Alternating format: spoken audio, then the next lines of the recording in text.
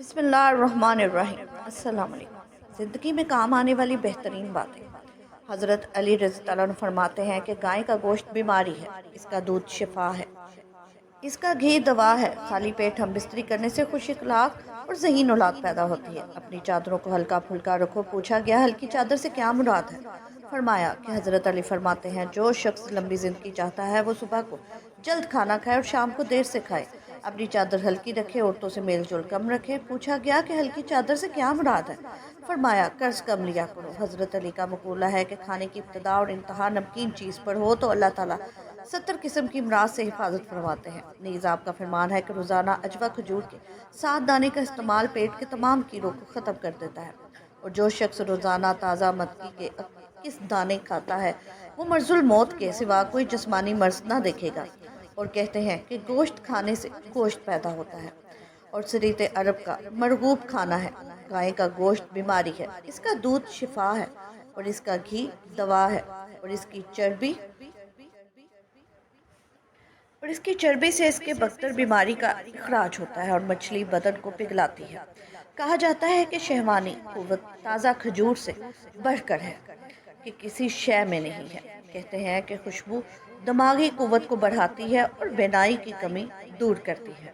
تاہم کثرت استعمال پسندیدہ نہیں کہ اس سے خشکی پیدا ہوتی ہے۔ البتہ کافور اور گلاب ایسے نہیں، اور کہتے ہیں کہ گلاب بڑھاپا لاتا ہے۔ یہ بھی کہا جاتا ہے کہ نرم لباس خون بڑھاتا ہے اور کھردرا لباس خون چوستا ہے۔ اور یہ بھی مشہور ہے کہ زیادہ خوشی شدت غم کی نسبت زیادہ خطرناک ہے، کیونکہ مسرت کی تاثیر میں برودت ہے، اور برودت حرارت کی نسبت زیادہ مہلک ہے، اور غم کی تاثیر گرم ہے کہ وہ جگر سے پیدا ہوتا ہے۔ کہتے ہیں کہ صبح کے کھانے کے بعد کچھ لیٹنا اور شام کے کھانے کے بعد کچھ چلنا پھرنا بہت زیادہ مفید ہے۔ مثل مشہور ہے کہ دوپہر کے کھانے کے بعد کچھ لیٹ جانا خوب ہوشیار کرتا ہے، اور رات کو کھانے کے بعد چہل قدمی کرنا بخوب سوتا ہے۔ حضرت ابن عباس رضی اللہ عنہ فرماتے ہیں کہ 5 چیزیں نسیان پیدا کرتی ہیں: کھٹا سیب کھانا، کھڑے پانی میں پیشاب کرنا، گدی میں بچھنے لگوانا، جوؤں کو مٹی میں ڈالنا، چوہے کا جوٹھا پینا۔ کہتے ہیں کہ قبروں پر لگی ہوئی تختیاں پڑھنا، دھنیا کھانا، قطار کے 2 اونٹوں کے درمیان چلنا اور 2 عورتوں کے درمیان چلنا بھی نسیان پیدا کرتا ہے۔ کہتے ہیں کہ سبزہ پر نگاہ لگانا، جاری پانی، حسین چہرہ اور والدین کا چہرہ دیکھنا، اور نماز میں سجدے کی جگہ پر نظر لگانا، لیموں اور سرخ کبوتر کی طرف دیکھنا نظر کے لیے مفید ہے۔ کہتے ہیں کہ سردی میں آگ کی 5 خوبیاں ہیں۔ سردی کو ہٹاتی ہیں، چہرے کو نکھارتی ہیں، کھانا خوشگوار کرتی ہیں، تھکاوٹ وغیرہ کو دور کرتی ہیں، وحشت کو ان سے بدلتی ہیں۔ فقیہ ابو اللیث فرماتے ہیں کہ ابن مقفع کا قول ہے کہ جو شخص ہم بستری کے بعد پانی سے استنجا نہیں کرتا اور پتھری کی تکلیف میں مبتلا ہو جاتا ہے تو اسے اپنے نفس ہی کو ملامت کرنی چاہیے، لیکن فقیہ ہے کہ استنجا کر لینا وہ جسمانی صحت کے لیے مفید ہے، نہ کرے تو امید ہے کہ نقصان نہ ہوگا، کیونکہ حضرت ابن عمر فرماتے ہیں کہ نبی کریم بحالت جنابت بلا استنجا کیے کئی بعض دفعہ سو جایا کرتے تھے۔ ابن مقفع کا بھی یہ قول ہے کہ جس کو احتلام ہو اور غسل کیے بغیر اس نے اپنی بیوی سے ہم بستری کی اور بچہ پاگل یا کم عقل پیدا ہوا تو اپنے نفس کو ہی ملامت کرے، اور کسی نادان کا یہ کہنا مناسب نہیں کہ مجھے کئی بار ایسا اتفاق ہوا ہے مگر کوئی مضرت نہیں دیکھی۔ اس لیے چور اگر پہلی بار ہی پکڑا جائے تو چوری ہی ختم ہو جائے، اور پہلی بار ہی اگر کوئی بیماری میں مبتلا ہو جائے تو دنیا میں کوئی تندرست باقی نہ رہے۔ مشہور ہے کہ جماع کے فوراً بعد ٹھنڈے پانی سے نہانا نہیں چاہیے، اس سے بخار کا خطرہ ہے۔ مناسب ہے کہ فارغ ہونے کے بعد استنجا کر لے، اس لیے کہ اس میں جسمانی صحت اور عافیت ہے۔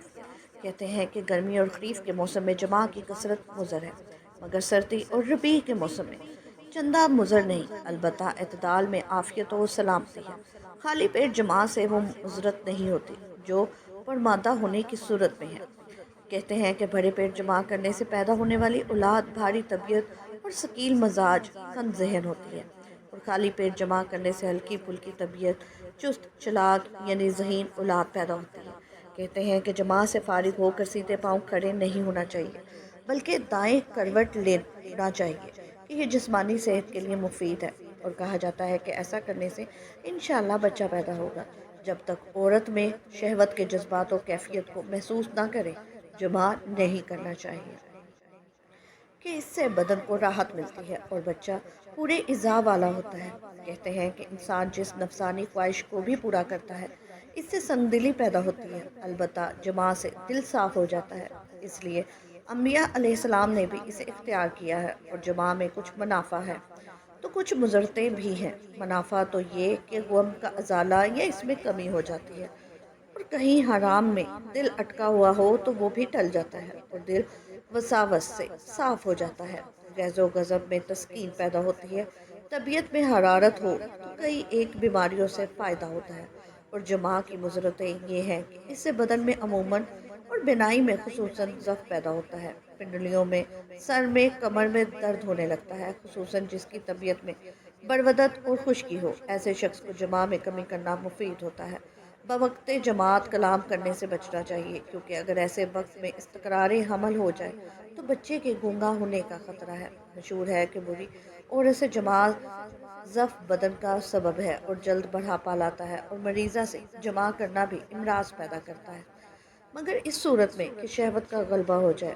بعض اتباع غسل سے پہلے دوبارہ جماع کرنے یا سو جانے کو ناپسند کہتے ہیں، مگر ہمارے نزدیک ایسا کر لینے میں کوئی حرج نہیں۔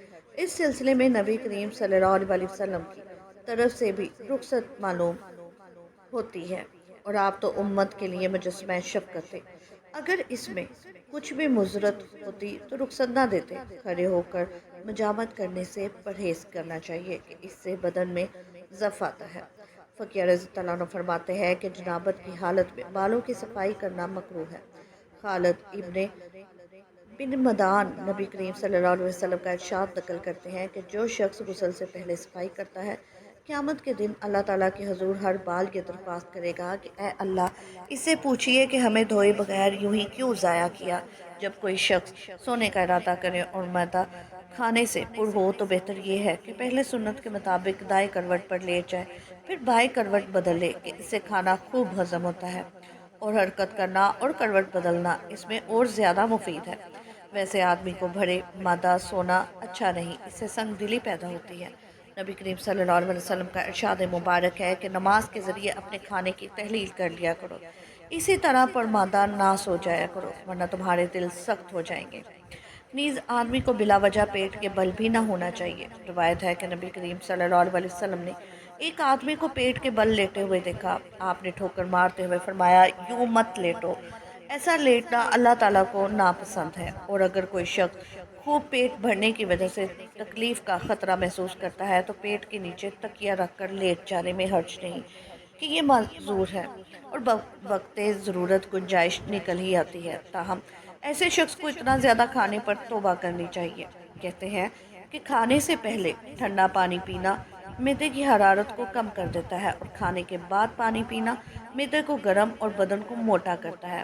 اور کوئی پھل مثلاً سیب زدہ، آلو، انگور، منکی وغیرہ کھانے کے بعد پانی نہ پینا چاہیے، اس سے معدے میں فساد پیدا ہوتا ہے۔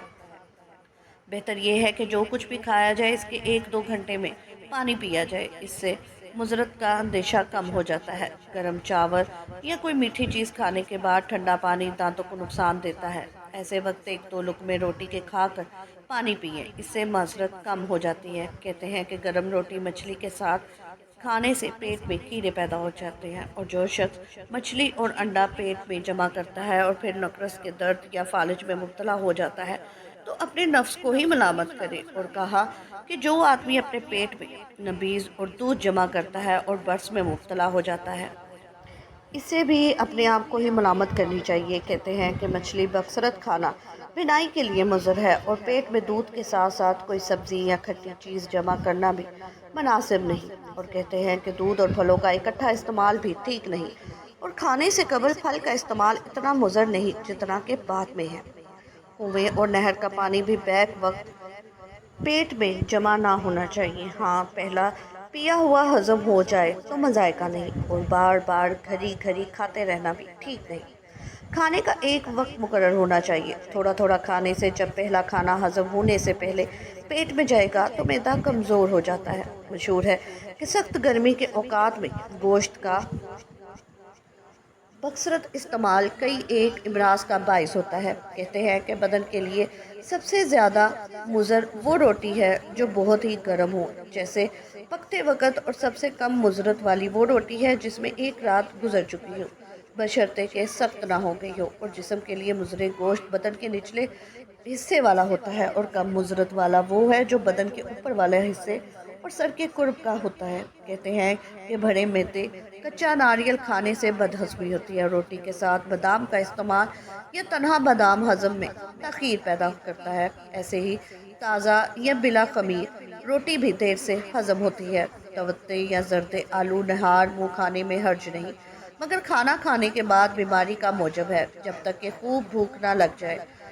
और जर्द आलू अगर कच्चा हो तो मैदे को कमज़ोर करता है। खजूर, मुनका और दीगर मीठी चीज़ों का बकसरत इस्तेमाल मसूरों को ख़राब करता है। और अंजीर ज़्यादा खाने से जुएँ पैदा होती हैं। और नमकीन अशिया का बकसरत इस्तेमाल बिनाई के लिए मुज़र होता है।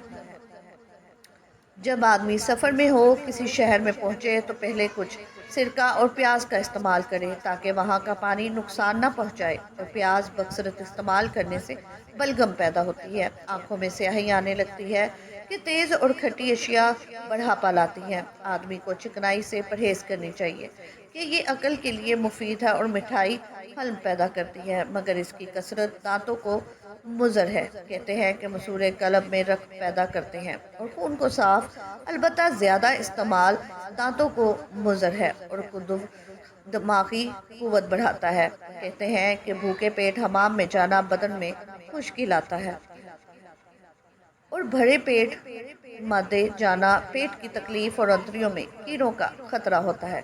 बेहतर है कि खाना वगैरह हजम होने पर हमाम में जाए। इब्ने मुकफ़ा कहते हैं कि जो शख्स पुरमदा हमाम में जाता है और कोलंज के दर्द में मुब्तला हो जाता है तो इसे अपने आप को ही मलामत करनी चाहिए, और कोलंज का शिकार हो जाए तो अपने नफ्स को ही मलामत करे। और हमाम में जाते वक़्त दफ्तर इसमें दाखिल ना